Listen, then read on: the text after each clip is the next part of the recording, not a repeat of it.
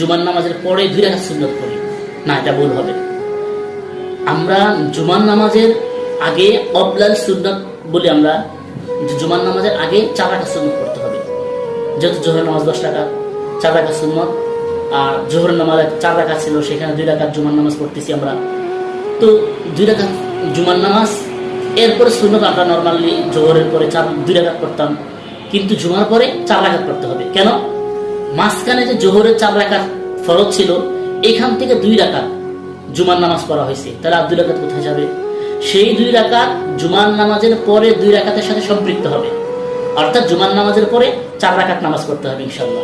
তো যারা 2 রাকাত পরে বের হয়ে যাচ্ছেন, তাহলে তারা আপনারা ভুলের মধ্যে আছেন। ইনশাল্লাহ এখন থেকে আপনারা 4 রাকাতই পড়বেন। অনেকে তো সুন্নতি পড়ে না, আল্লাহ তাদেরকে হেদায়েত দান করুক, আমাদেরকে এই আল্লাহ তাআলা পরিপূর্ণ বিধান মেনে চলার তৌফিক দান করুক।